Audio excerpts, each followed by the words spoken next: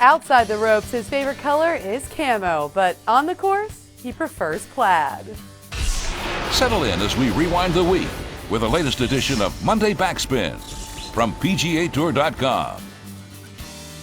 It's taken Boo Weekley 124 events and over 1,800 days to step back into the winner's circle for his third PGA Tour victory. A 5-year drought is a long time, but for those closely watching the 2013 PGA Tour season, this breakthrough is no surprise. Entering the Crowne Plaza Invitational, Weekley has made 13 of 15 cuts, including 3 top 10s and a runner-up at the Tampa Bay Championship. The Florida resident, who is notorious for liking his birds more in the forest than on the scorecard, was making birdies all week long, carding back-to-back 67s in his first 2 rounds, and then only getting better on the weekend. Heading into Sunday, Weekley was just 1 back of 54-hole leader Matt Kuchar, and from the start was dialed in, birdieing his first 2 of 3 holes thanks to exceptional shot making. On the back 9, he didn't leave himself with a putt outside of 25 feet. With this win, Weekley notches his 3rd PGA Tour victory and also his 3rd plaid jacket. His other 2 wins have come at the RBC Heritage, where the winner is awarded a very similar style. He also improves from 8th in the FedEx Cup standings to 6th and makes a serious move in President's Cup points. He also is the 5th consecutive winner of this tournament to win in come-from-behind fashion. For more now on this memorable week and how new talent and veterans are all on a level playing field in this game, let's throw out to Tom Wormy of SiriusXM PGA Tour Radio.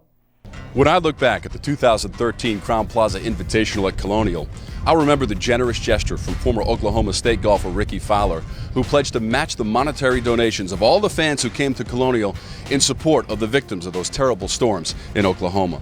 I'll also remember 19-year-old rookie Jordan Spieth, native of Dallas, played his college golf at the University of Texas, a champion's choice. Former champions can select a young and up-and-coming player to play in the event who otherwise would not be included. Spieth made the most of it, and he showed maturity well beyond his years, especially in the second round, where he sold his putter and the ball moved, and immediately he called the penalty stroke on himself. Still shot 67 in that round.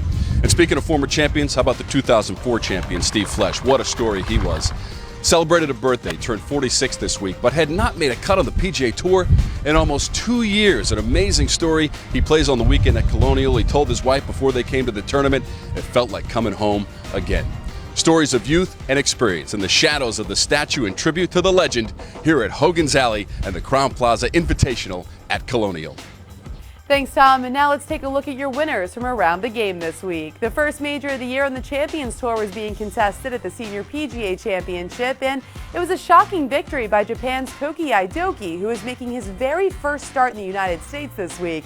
Aidoki carded an incredible bogey-free 6 under 65 to claim his first win and major stateside.